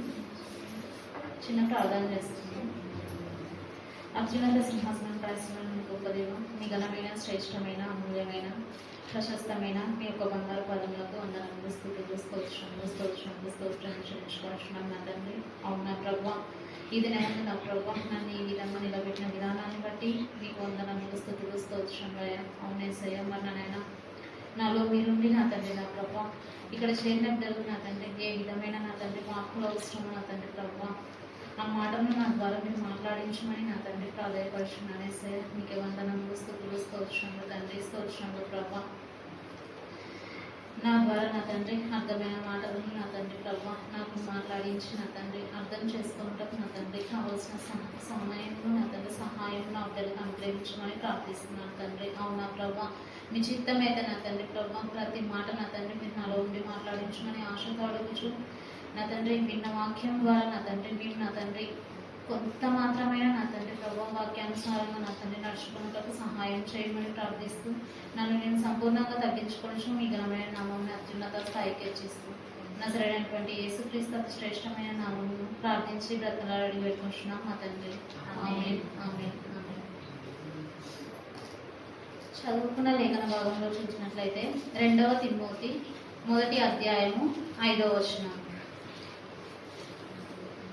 ఇక్కడ చూసుకున్నట్లయితే నా ప్రార్థనల యందు ఎడతెగక నిన్ను జ్ఞాపకం చేసుకోవచ్చు, నీ కన్నీళ్లను తలుచుకొని నా సంపూర్ణ ఆనందము కలుగుటకై నిన్ను చూడవలనని రేయింబగళ్ళు ఆపేక్షించు నీ యందున్న నిష్కపటమైన విశ్వాసమును జ్ఞాపకం చేసుకొని నా పితరాచార ప్రకారము నిర్మలమైన మనస్సాక్షితో నేను సేవించుచున్న దేవుని ఎడల కృతజ్ఞతుడనై ఉన్నాను. ఆ విశ్వాసము మొదట నీ అబ్బా అయిన లోయలోను నీ తల్లి అయిన యునేకోలోను వసించెను. అది నీ యందు సహా వసించుచున్నదని నేను రూఢిగా నమ్ముచున్నాను. మరి మనము ఈ మధ్య కాలంలో చూసుకున్నట్లయితే అనేకమైన మరి మరణాలు అనేకమైన విపత్తులు చూస్తూ ఉంటున్నాము. అవునా? మరి వాటన్నిటికీ కారణం మనలో మన పాపములు మన నడతలను సరి చేసుకోలేకపోవటము. అవునా? మరి ఇక్కడ చేరిన మనం అందరము తల్లిదండ్రులమైన మనము పిల్లల్ని సాతాను బారి నుండి, అంటే సాతాను వాడు మన పిల్లల్ని నరకానికి అప్పగించక మునిపే మన పిల్లల పట్ల మన బాధ్యత ఎలా ఉంది అని చూసుకోవాలి. అయితే ఈ మధ్యకాలంలో ఎక్కువగా జరిగినది కూడా మనం వింటూనే ఉన్నాము. యవనస్తుల విషయంలోన, చిన్న పిల్లల విషయంలో పిల్లలకు అనేకమైన అనారోగ్య సమస్యలు, యవనస్తులు ఏకంగా మరణాలు. అవునా? మరి అయితే సాధారణ మన పిల్లల్ని వెంటాడ పట్టుకొనక ముందే మన పిల్లల్ని మనము ప్రభువు కొరకు సంపాదించగలిగితే వారి జీవితం మన అంచనాలకు భిన్నమైన రూపంలో వారి జీవితాలను దేవుడు ఆశీర్వదిస్తాడు. ఎంత ప్రయోజనకరంగా వారి జీవితాలను తీర్చిదిద్దుతాడో, ఎంత ఆశీర్వాదకరంగా వారి జీవితాలను మలుస్తాడో రుజువుపరిచిన ఒక తల్లిని గురించి మనము ఇక్కడ చూస్తున్నాము. 2వ తిమోతి 1:5 మనం చదువుకున్న లేఖన భాగంలో. మరి ఒక చిన్న పిల్లవాడి జీవితాన్ని ప్రభు చేతిలో పెట్టగలిగితే, అంటే ఇక్కడ చేరిన మనం అందరం అంటే తల్లులైన వారు, తల్లిదండ్రులు, వారికి మైకు ద్వారా వింటున్న తల్లిదండ్రులు, మరి మన పిల్లలను మన పిల్లల జీవితాలను దేవుని చేతిలో పెట్టగలిగితే అప్పుడు ఆయన వారి జీవితాలను ఎంత ఉన్నతమైన స్థానానికి తీసుకొచ్చి సమాజానికి దీవెనకరంగా ఆయన నామానికి మహిమార్థకంగా మారుస్తాడో మనము తెలుసుకుంటే మనం కూడా ఇక్కడ మనకి ఏ తల్లి కనిపిస్తుంది? 2వ తిమోతి 1వ అధ్యాయం చదువుకున్న లేఖన భాగంలో మనం అందరం అనేక సార్లు ధ్యానించుకున్నాము. యునేకే గారు, తిమోతి తల్లి యునేకే గారు. మరి ఆ విధంగా ఆమె ఎంతగా పెంచింటే దేవుని పట్ల దైవికంగా, ఆధ్యాత్మికంగా తిమోతి గారిని ఏ విధంగా అయితే పెంచింటే తిమోతి గారు ఏ విధంగా జీవించారు? దేవుని పట్ల నమ్మకంగా దేవుని సేవకులను దైవజనులను వెంటాడి వారి వెంబడి నడచగలిగాడు. అవునా? మరి ఆ విధంగా మన పిల్లల్ని పెంచగలగాలి మనము. అయితే మనము తల్లులైనటువంటి మీరు మన ప్రసవానంతరము అంటే ప్రసవము తర్వాత పిల్లల పట్ల ఎన్నో జాగ్రత్తలు తీసుకుంటాం. అవునా? అయితే పిల్లలకి జన్మించినప్పటి నుంచే మొదటి రోజు నుంచే దాదాపు 4-5 నెలల వరకు మనము పిల్లల ఆరోగ్యం కొరకు మనం జాగ్రత్తలు తీసుకుంటాము. అవునా? పథ్యము 4-5 నెలలు ఆహార పరంగా ఏ ఆహారం తీసుకోవాలి, ఏ ఆహారము తీసుకోకూడదు అన్నది. కొన్ని ఆహార పదార్థాలు తినకుండా ఉంటాము, కొన్ని ఆహార పదార్థాలు పిల్లలకు బలమైనవి ఎక్కువగా తీసుకుంటాము. మరి ఆ సమయంలో తల్లులు చేసే పథ్యము కేవలము ఈ లోకపరమైన భవిష్యత్తు ఆరోగ్యం కొరకు అంటే పిల్లల ఆరోగ్యం కొరకు, తల్లి ఆరోగ్యం కొరకు ఉపయోగపడుతుందని ఆ పథ్యమును మనము ఫాలో అవుతాము. మరి పిల్లల ఆరోగ్యం కొరకు, పిల్లల క్షేమం కొరకు, ఈ లోకపరమైన ఆరోగ్యము క్షేమము కొరకు ఆ తల్లి 4-5 నెలలు పథ్యం చేస్తే మరి జీవితాంతము ఆ పిల్లవాడు క్షేమంగా, దైవికంగా, ప్రపంచానికి దీవెనకరంగా, దేవునికి మహిమార్థకంగా జీవించాలి అంటే మరి మనం అప్పుడు ఇంకా ఎంత పథ్యం కలిగి ఉండాలి? ఈ లోకపరమైన పథ్యము కాదు, మరి ఆధ్యాత్మికమైన పథ్యము, ఆధ్యాత్మికమైన జీవితంలో పిల్లవాడిని పెంచేటువంటి పథ్యము కలిగి ఉండాలి తల్లులు. అవునా? మరి జీవితంలో తమ పిల్లలు దేవుని నుండి ఆశీర్వాదకరంగా జీవించాలి అంటే, దేవునికి మహిమకరంగా జీవించాలి అంటే అటువంటి పథ్యాన్ని మనము కలిగి జీవించాలి. మరి అటువంటి తల్లి గారు, ఆ తల్లి పేరు యునేకే. యునేకే గురించి మనం ధ్యానం చేసుకున్నట్లయితే ఆమె పేరు పరిశుద్ధ గ్రంథంలో 2 తిమోతి 1:5 లిఖించబడింది. అయితే ఇతడు లుస్ట్రాలోను అపోస్తుల కార్యములు 16వ అధ్యాయము 2వ వచనంలో చూసినట్లయితే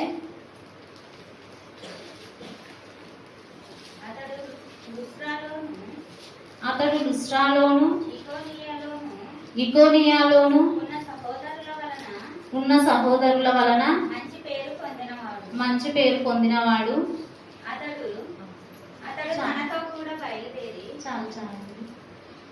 అయితే ఇక్కడ 16వ అధ్యాయం మొదటి 2 వచనాలలో మనం చూసుకున్నట్లయితే లుస్ట్రాలోను యుకేనియాలోను ఉన్న సహోదరుల వలన మంచి పేరు పొందినటువంటి తిమోతి గారి తల్లి ఈ యునేకే. అయితే ఈమె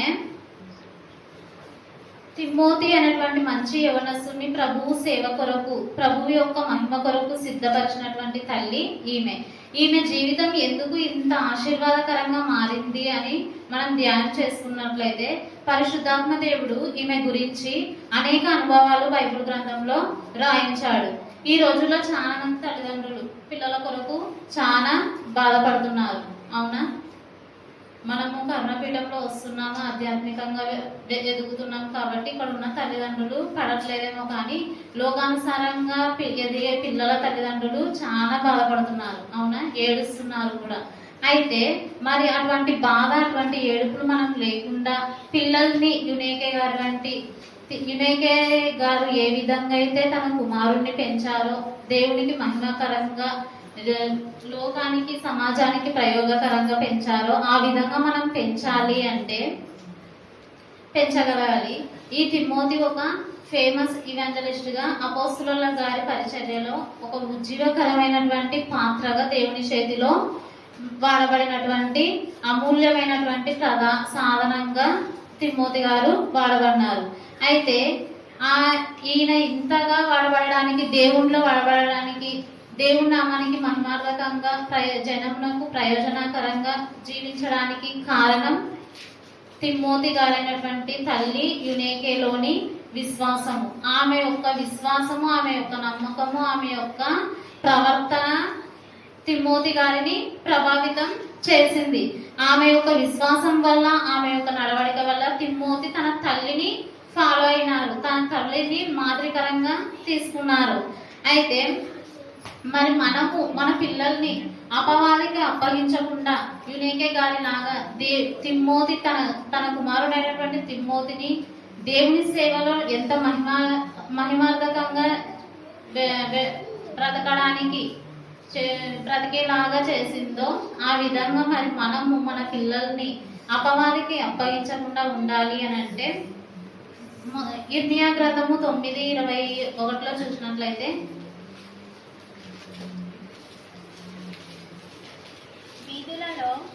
వీధులలో పసిపిల్లలు లేకుండాను రాజమార్గములలో యవనులు లేకుండాను వారిని నాశనం చేయుటకై మరణము మన కిటికీలను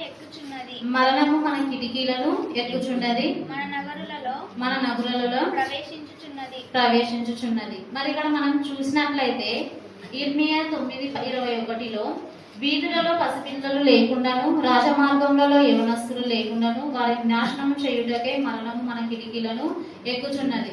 మరి సాతాను అనేటువంటి వాడు, అపవాది అయినటువంటి వాడు మన పిల్లల్ని ఏ విధంగా అంటే మరణంకు తీసుకొని వెళ్ళడానికి సిద్ధంగా ఉన్నాడు. ఎప్పుడెప్పుడు మనము తన చేతులకు అప్పగింపబడతామా అని ఎదురు చూస్తూ ఉన్నాడు. తన చేతులకు మనం అప్పగింపబడినామంటే మనల్ని ఎక్కడికి తీసుకెళ్తాడు సాతాను అనేటువంటి వాడు? నరకానికి అప్పగిస్తాడు. అవునా? మరి నరకానికి వెళ్ళకుండా మనము మన పిల్లల్ని ఏ విధంగా కాపాడుకోవాలి? ఈ సమాజానికి కీడుకరంగా కాకుండా తిమోతిలాగా మహిమార్థకంగా దేవుని నామమునకు మహిమ తెచ్చేవారిలాగా దేవునికి ఈ సమాజానికి ప్రయోజనకరంగా దైవాత్మకంగా జీవించాలి అని అంటే మనము యునేక గారిని మాదిరికరంగా తీసుకోవాలి. ప్రతి తల్లి యునేక గారిని మాదిరికరంగా తీసుకోవాలి. అయితే మరి ఆమె ఆ విధంగా తిమోతి గారిని ఆ విధంగా పెంచడానికి గల కారణంలో అంటే ఏ విధంగా తను పెంచగలిగింది అని చూసుకున్నట్లయితే మనం ముఖ్యంగా 3 విషయాలు చూసుకున్నట్లయితే ఆమె నిష్కపటమైన విశ్వాసాన్ని కలిగి ఉందట. నిష్కపటమైన విశ్వాసాన్ని. ఈ మాట దేవుడు అపోస్తలుడైన పౌలు ద్వారా సాక్ష్యం ఇప్పిస్తున్నాడు. 2 తిమోతి 1:5 మనం చదువుకున్న లేఖన భాగంలోనే చూసుకున్నట్లయితే అపోస్తలు 1:5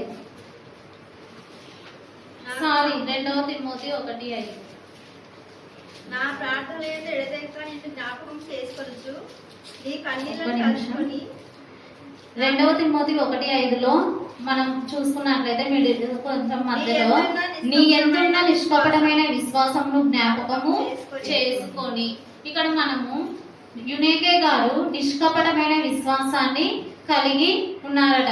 ఈ వాక్యంలో దేవుడు పరిశుద్ధాత్మ దేవుడు యునేకే గారి పట్ల అంటే అపోస్తలుడైన పౌలు ద్వారా సాక్ష్యం ఇప్పిస్తున్నాడు. నీ ఎందున్న నిష్కపటమైన విశ్వాసమును జ్ఞాపకము చేసుకొని నా పితరాచార ప్రకారము నిర్మలమైన మనస్సాక్షితో నేను సేవించుచున్న దేవుని ఎడల కృతజ్ఞతుడనై ఉన్నాను. ఆ విశ్వాసము మొదట నీ అవ్వ అయిన లోయిలోను నీ తల్లి అయిన యునేకేలోను వసించెను. అది నీ యందు సహా వసించుచున్నదని నేను రూఢిగా నమ్ముచున్నాను. ఈ విశ్వాసం మొదటగా ఎవరిలో ఉన్నది? అవ్వ అయిన లోయిలో. తిమోతి గారి యొక్క అవ్వ అయిన లోయిలో. ఆమె యునేకే గారి యొక్క తల్లి. అంటే లోయి నుండి తన కుమార్తె అయిన యునేకే నుండి తన కుమారుడైన తిమోతి. మరి ఇక్కడ ఉన్న మనము తల్లులము మన విశ్వాసం నుండి మనము మన పిల్లలకి మాదిరికరంగా మన విశ్వాసము ఉండాలి. మరి ఇక్కడ ఉన్న మన విశ్వాసం ఏ విధంగా ఉన్నది? నిష్కపటమైన విశ్వాసం మనలో ఉన్నదా? కపటమైన విశ్వాసం ఉన్నదా? ఒకసారి మనల్ని మనం పరీక్షించుకుంటే మనము నిష్కపటమైన విశ్వాసం కలిగి ఉండాలి. మరి తాత్కాలికమైన వాటి కోసం మనము విశ్వాసంతో దేవుని మందిరంలో నివసించకూడదు. అంటే మనము మన యొక్క అనారోగ్య సమస్యలు, మన యొక్క అవసరతల కోసము ఇక్కడ నిల్చుంటున్నాము. అంటే చర్చికి వస్తే, ఇక్కడ దేవుని మందిరంలో ఉంటే దేవుడు నాకు సమస్యను తీరుస్తాడు, అందుకు నేను ఈరోజు దేవుని మందిరానికి వెళ్తాను. ఈ విధంగా కాదు. మనం ఎటువంటి విశ్వాసాన్ని కలిగి ఉండాలి? నిష్కపటమైన విశ్వాసము అంటే యేసు ప్రభువును విశ్వసించి మన హృదయంలో ఆయనను నమ్మి మన నిజరక్షకుడు అని నమ్మి ఆయన మన కొరకు వచ్చి లోకానికి వచ్చి మన కొరకు ప్రాణం పెట్టాడని తిరిగి ఒకానొక దినంలో మనల్ని అందరినీ తన రాజ్యంలో తీసుకెళ్తాడన్న బలమైన విశ్వాసం, నిష్కపటమైన విశ్వాసము కలిగి ఉండాలి. అప్పుడే ఆ నిష్కపటమైన విశ్వాసము మన పిల్లల్లోనూ వస్తుంది. మరి ఇక్కడ బైబిల్ గ్రంథంలో పౌలు గారు తల్లి అయిన యునేకేని బట్టి ఎంత గొప్పగా సాక్ష్యం ఇస్తున్నాడు. నీ ఆటి విశ్వాసము అంటే యునేకే గారి తల్లిలో ఉన్నటువంటి విశ్వాసము యునేకేలోను, యునేకే గారిలో ఉన్నటువంటి విశ్వాసము తన కుమారుల్లోనూ చూస్తున్నాము. అవునా? మరి మనము ఇక్కడ ఉన్న తల్లులు మన పిల్లల్లో మన విశ్వాసాన్ని బట్టి మన పిల్లలు ఆ విశ్వాసం కలిగి ఉంటున్నారా? మరి యునేకే గారి వంటి విశ్వాసంలో మనం కూడా ఉంటూ మన పిల్లల్ని అదే విశ్వాసంగా పెంచాలని తెలియజేస్తున్నాను. అయితే ఈమె ఒక యూదురాలు. అదే అపోస్తల కార్యములు 16:2 చూసినట్లయితే 16:1 అపోస్తల కార్యములు 16:1 పౌలు దర్బకు లుస్త్రాకు వచ్చెను. అక్కడ తిమోతి అనే ఒక శిష్యుడుండెను. అతను విశ్వసించిన ఒక యూదురాలి కుమారుడు. అతని తండ్రి గ్రీసు దేశస్థుడు. అతని తల్లి ఒక యూదురాలు అంట. ఆమె భర్త ఒక గ్రీసు దేశస్థుడు, అయితే ఒక అన్యుడు ఆయన. అయితే తన తండ్రి అన్యుడు అయినప్పటికీ తనలో తండ్రి ప్రభావము అతనిలో లేదు. తన తల్లి విశ్వాసాన్ని బట్టి అతడు క్రీస్తు సేవలో క్రీస్తు మహిమార్థకంగా ఎదిగాడు. అంటే మరి తల్లిదండ్రులము కాకపోతే మనము తల్లి అయినా ఉండాలి, తండ్రి అయినా. అంటే మనలో తల్లిదండ్రులుగా లేనప్పటికీ ఒక్కరైనా ఉంటే ఆ విశ్వాసం మన పిల్లల్లోనూ వస్తుంది. అవునా? అయితే ఆ విధంగా విశ్వాసంతో మన పిల్లల్ని పెంచినప్పుడు దైవిక సంబంధమైన విశ్వాసము వారిలో ఉంటుంది. మరి రెండవదిగా చూసినట్లయితే మొదటిగా నిష్కపటమైన విశ్వాసాన్ని కలిగి ఉన్నారు యునేకే గారు. మరి రెండవదిగా చూసినట్లయితే తన కుమారుణ్ణి అద్భుతమైన దిశలో నడిపించడానికి కారణం బాల్యం నుండి దేవుని లేఖనాలను తిమోతికి నేర్పింది. 2 తిమోతి 3:15 చూసినట్లయితే 2 తిమోతి 3:15 క్రీస్తు యేసునందు ఉంచవలసిన విశ్వాసం ద్వారా రక్షణార్థమైన జ్ఞానం నీకు కలిగించుటకు శక్తిగల పరిశుద్ధ లేఖనములను బాల్యం నుండి నీవెరుగుదువు కనుక నీవు నేర్చుకొని రూఢి అని తెలుసుకున్నవి ఎవరి వలన నేర్చుకుంటేవో ఆ సంగతి తెలుసుకొని వాటి యందు నిలకడగా ఉండుము. ఎవరి యందు నేర్చుకుంటేవో వాటి యందు నిలకడగా ఉండుము. అయితే ఇక్కడ బాల్యం నుండి తిమోతి గారికి తన తల్లి అయినటువంటి యునేకే గారు దేవుని యొక్క పరిశుద్ధ లేఖనములను నేర్పింది. మరి మనము ఈ దినాన మన పిల్లలకు దేన్ని నేర్పిస్తున్నాం? మనల్ని మనం ప్రశ్నించుకోవాలి. ఏ చెడు పనిని మనము మన పిల్లలకు కావాలని నేర్పము. అవునా? మన పిల్లల్ని మనమే మన చేతులతో పాడు చేసుకుంటామా? లేదు. అయితే వాళ్ళు చేసేటప్పుడు ఇతరులను చూసి ఇతరులను ఆచరించి వాళ్ళు చేసేటప్పుడు మా తల్లులమైన మనము గద్దించి ఆ పిల్లలను ఆ చెడుతనం నుండి మరల్చి దేవుని యొక్క విశ్వాసంలో అంటే దేవుని యొక్క నడవడికలో పెంచాలి. సామెతలు 22:6 చూసినట్లయితే బాలుడు నడవలసిన త్రోవను వానికి నేర్పుము, వాడు పెద్దవాడైనప్పటికీ దాని నుండి తొలగిపోడు. మరి చిన్నప్పుడు నేర్పినటువంటి లేఖనంలోను తిమోతి గారు ఏ విధంగా ఫాలో అయ్యారు? మరి తను ఈ స్థాయిలో ఉండడానికి కారణం తల్లి అయినటువంటి యునేకే గారు. తను నేర్పించిన విశ్వాసము, తను నేర్పించిన బాల్యంలో నుండి నేర్పించినటువంటి పరిశుద్ధ లేఖనములు. ఆమె తన తల్లే తనకు ఒక మాదిరికరమైన జీవితంగా అయింది. అవునా? మరి ఈ రాత్రికాల సమయంలో మరి మనకు వచ్చా తల్లులమైనటువంటి మనకు వచ్చా? మనం ఎంతవరకు నేర్చుకున్న దాంట్లో మన పిల్లలకు ఎంత నేర్పిస్తున్నాము? యోగవేదు తన 3 పిల్లలకు ఆ విధంగానే బాల్యం నుండే అంటే లేఖనములను నేర్పింది. అందుకే అహరోను, మిరియాము, మోషే వీరు ఏ విధంగా ఉన్నారు? దేవునికి ఇష్టలుగా ఉన్నారు. మరి అదే విధంగా చూసినట్లయితే 119వ కీర్తన 9వ వచనం, యవనస్తులు దేని చేత తమ నడకను శుద్ధి పరచుకుందురు, దేవుని వాక్యమును జాగ్రత్తగా చూసుకొనుట చేతనే కదా. మరి యవనస్తులు దేని చేత తమ నడకను శుద్ధి చేసుకుందరు అంటే దేవుని వాక్యంను బట్టి. మరి ఆ దేవుని వాక్యం మనలో ఉంటే మనము ఏ చెడుతనంను మన హృదయంలో మన తలంపులలో రాదు. ఈ మధ్య చాలా సార్లు చెప్తున్నారు అక్క. ఇప్పుడు నాకు అక్కయ్య సమయం ఇవ్వడానికి కూడా వన్ ఆఫ్ ది రీజన్ అదే. అంటే జాబ్ రాని వాళ్ళు ఆలోచనల నుంచి బయటికి రావాలి, ఇంకొక రకమైన ఆలోచనలో ఉన్న వాళ్ళు అందులో నుంచి బయటికి రావాలి. మనము అభిషేకించబడి అందులో అంటే దేవుని వాక్యంలో నిరంతరము ఉంటే మనం ఇంకా తెలుసుకోవాలి, ఇంకా తెలుసుకోవాలి, ఇంకా తెలుసుకోవాలి అన్న తృష్ణతో ప్రతిదీ చదువుతాం. అవునా? ఎవ్రీ సెకండ్ బైబిల్ని చదవాలన్న ఆశ మనలో కలుగుతుంది.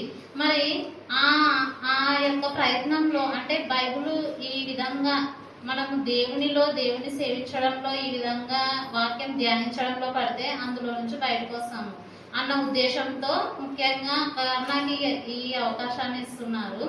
అయితే మరి చెడుతనంలో ఉన్నటువంటి మన పిల్లల్ని కూడా అనేక సార్లు పలుమార్లు ఆ వాక్యాన్ని నేర్పించినట్లయితే, ఆ వాక్యాన్ని ధ్యానం చేయించినట్లయితే వారు అందులో నుండి అంటే ఆ చెడుతనం నుంచి బయటకు వచ్చే అవకాశం ఉంది. అవునా? మరి తల్లులమైన మనము మన పిల్లలకు నిరంతరం అంటే బాల్యం నుండే మనము పరిశుద్ధ లేఖనములను పిల్లలకి నేర్పించాలి. అప్పుడే వారు తమ చెడు పనుల నుండి బయటికి రాగలరు.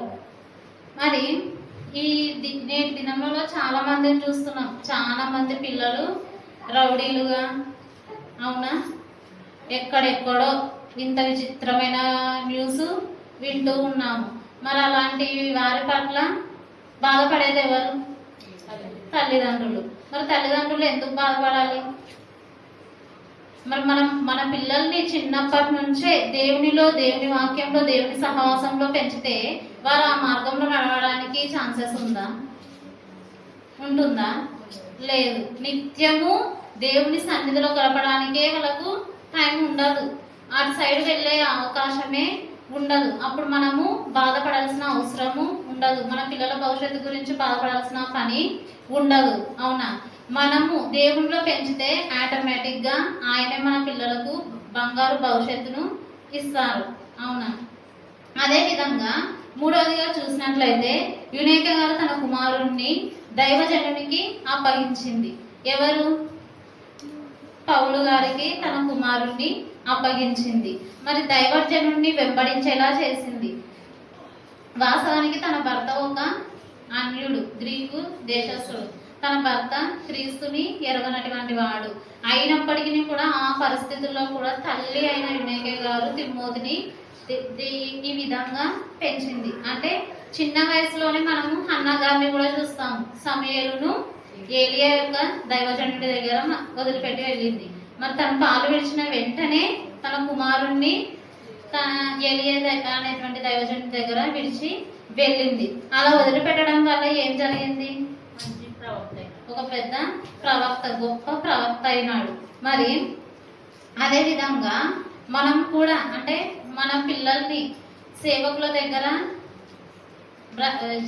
వదిలి వెళ్ళాలి.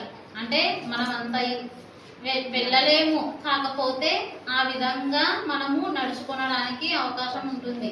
కంప్లీట్గా ఇక్కడ వెళ్ళము, కాకపోతే చిన్న పిల్లలు ప్రతిరోజు వాక్యం చెప్తున్నారు. ఆ వాక్యాలు నిజానికి నాకు రావు ప్రతి వచనము. దాదాపు నేను 4 months నుంచి ఇక్కడే ఉండి వస్తున్నాయి. అంటే 4 months అంటే ప్రతిరోజు వాక్యం. వాళ్ళకి ఇప్పుడు ఎన్ని కంటత వాక్యాలు వచ్చి ఉండాలి? మనకు వచ్చా? అది వాళ్ళని వాళ్ళ తల్లిదండ్రులు నేర్పిస్తున్నారా? మీ అమ్మ నేర్పిస్తుందా? నాన్న నేర్పిస్తున్నారా? లేదు. ఒకరి పట్ల ఒకరు ఇక్కడికి వచ్చి తన ఫ్రెండ్, ఇంకో ఫ్రెండ్ వస్తున్నారు, ఆసక్తితో నేర్చుకుంటున్నారు. అవునా? మరి ఆ పిల్లలు ఈ విధంగా కనీసము ఇట్లా అంటే తల్లిదండ్రులను మనం నేర్పించలేకపోయినప్పటికీ సహవాసంలో పంపిన పిల్లలు దైవ సేవకుల ద్వారా వింటున్నారు, నేర్చుకుంటున్నారు. ఆ పిల్లలు ఈ చిన్న వయసు నుంచే అక్క ఆత్మీయ తల్లిని ఎంతగానో ఫాలో అవుతున్నారు. అవునా? మరి కనీసం ఆ విధంగానైనా అంటే సేవకులకి కంప్లీట్గా అప్పచెప్పలేకపోయినప్పటికీ సేవకులని వెంబడించే విధంగా, సేవకుల వల్ల నడుచుకునే విధంగానైనా మనము ఉండాలి. అందుకే అపోస్తులుడైన పౌలు పౌలు గారిని ఎంతగా మెచ్చుకున్నాడు. నా శ్రమలోను నా హింసలోను నన్ను వెంబడించావు అని మెచ్చుకుంటున్నాడు. మరి ఆ విధంగా పౌలు తిమోతి గారు సేవకుని వెంబడించడం వల్ల ఆయన కంప్లీట్గా బైబిల్ గ్రంథంలో ఆయన పేరున 2 పత్రికలు రాయబడి ఉన్నాయి. మరి దాన్ని బట్టి అపోస్తలుడైన పౌలు తిమోతి గారిని నా కుమారుడా, నా ప్రియ కుమారుడా, నా నిజమైన కుమారుడా అని 3 సార్లు నా కుమారుడా, నా కుమారుడా, నా కుమారుడా అని తను సంబోధిస్తున్నాడు. అయితే తన కుమారుడు అంటే శరీరపరంగా కుమారుడు కాకపోయినప్పటికీ ఆధ్యాత్మికంగా తన కుమారునిగా అతడు చూసుకున్నాడు. మరి మనము సేవకుల దగ్గర వదలాలి అంటే ఇష్టపడము, అవునా? కాకపోతే ఆటోమేటిక్గా మనము సేవకుల దగ్గర వదిలితే దేవుడు ఏ విధంగా అంటే ఒక జాబు చేస్తూ మనం ఇక్కడ కంప్లీట్గా ఇక్కడ ఉండలేము. కానీ ఇక్కడ ఉండడం ద్వారా మనము ఏం చేయలేకపోయినప్పటికీ దేవుడు మనకు మన నిత్యావసరాలు ఇస్తూ ఉంటాడు. ఇక్కడ ఉంటే మన ప్రయాసము అంటే ఇక్కడ చేసిన ఏ పని దేవుడు వ్యర్థంగా చేయడు.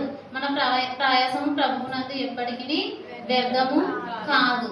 మరి ఈ విధంగా మనం కూడా ఇక్కడ ఉన్న ప్రతి తల్లిను, మైకు ద్వారా వింటున్న ప్రతి తల్లిదండ్రులను తమ పిల్లలను మరి సాతానికి అప్పగింపకుండా నరకానికి అప్పగించకుండా ఈ యొక్క యునేకే గారి లాంటి విశ్వాసాన్ని కలిగి మరి తమ పిల్లల్ని పెంచి వారి వల్ల బాధపడకుండా మనము దేవుణ్ణిలో పెంచుతూ ఉండాలని ఈ కొద్ది వాక్యం ద్వారా తెలియజేస్తున్నాను. దేవుడు ఇచ్చినటువంటి సమయాన్ని బట్టి దేవుడికి నిండు వందనాలు. నీ కొందనాలు తండ్రి, స్తోత్రం ప్రభు తండ్రి. అవును మా ప్రభు తండ్రి, మా కొరకు తండ్రి, మా పాప మా కొరకు తండ్రి, ప్రాణం తండ్రి, నేను ప్రభు తిరిగి చేసిన దేవాన్ని కొందనాలు తండ్రి, స్తోత్రం ప్రభు. తండ్రి నేను అసలు తండ్రి మా పాపంలో తండ్రి రక్తంలో కలిగి మమ్మల్ని పవిత్రపరచండి ప్రభు. మా శాపంలో దోషంలో కొట్టి వెళ్ళేసి నీకు వందనాలు తండ్రి, స్తోత్రం ప్రభు. మా తండ్రి నేను చెప్పిన వాక్యంలో కానీ మా హృదయంలో నిలిచిరాన ప్రభు చూపించడం సహాయం చేయండి. నేను నీకు వందనాలు తండ్రి, స్తోత్రం ప్రభు. నీ వాక్యం సరైన నడుచుటకు నేను ప్రభు చూపించడం సహాయం చేయండి. తండ్రి నేను ప్రభు వేసే తండ్రి మమ్మల్ని నీతిమంతులుగా చేసుకోవడానికి ప్రభు మీరు ఇచ్చిన గొప్ప రక్షణ బట్టి నీకు వందనాలు తండ్రి, స్తోత్రం ప్రభు. నీకు స్తోత్రం తండ్రి. నా తండ్రి తండ్రి ఇష్టం తండ్రి నేను ప్రభు సంఘంలో బలపరచండి, నేను స్థిరపరచండి. సంఘం నా నాటిక అభివృద్ధి పొందలాగా కూడా చూపించండి, సహాయం చేయండి. నేను నీకు వందనాలు తండ్రి, స్తోత్రం ప్రభు. అమ్మగారి తండ్రి పరిచయం తండ్రి దీవించండి తండ్రి, ఆశీర్వదించండి తండ్రి. నేను నీకు వందనాలు తండ్రి, స్తోత్రం ప్రభు. అంతని అమ్మగారితో ఎంత తండ్రి నేను ప్రభు తెచ్చినారు ప్రభు అనుకుని తండ్రి, స్తోత్రం ప్రభు. స్తోత్రం తండ్రి మహిమ పొందండి. నేను వాక్యం ద్వారా పాటల ద్వారా నేను మహిమ పొందండి ప్రభు. నీకు వందనాలు తండ్రి, స్తోత్రం ప్రభు. తండ్రి ఈ అవకాశం తండ్రి నాకు ఇచ్చిన విధానం బట్టి వందనాలు తండ్రి, స్తోత్రం ప్రభు. తండ్రి కన్నా బిడ్డ క్రిస్టియన్ తండ్రి ప్రతి ఒక్క బిడ్డను తండ్రి దీవించండి తండ్రి, ఆశీర్వించండి ప్రభు. నీకు వందనాలు తండ్రి, స్తోత్రం ప్రభు. ఇప్పుడు ఏ అవసరంతో ఉన్నారు తండ్రి వారి అక్కలనైనా ఆర్థిక పరిస్థితి ప్రతి సమస్యను నేను తీర్చండి ప్రభు. నీకు వందనాలు తండ్రి, స్తోత్రం ప్రభు. తండ్రి నేను ప్రతి హృదయం తండ్రి వాంఛనంతని ఎదిగిన దేవుడు తండ్రి నేను వందనాలు తండ్రి, స్తోత్రం ప్రభు. కృప చూపించండి అయ్యా, సహాయం చేయండి ప్రభు. నీకు వందనాలు స్తోత్రములు చెల్లించుకుంటూ మీకు దిగునకం తండ్రి నదులనే శక్తి గల నామములు అడిగి వేడుకుంటున్నాం పరమ తండ్రి. ఆమేన్.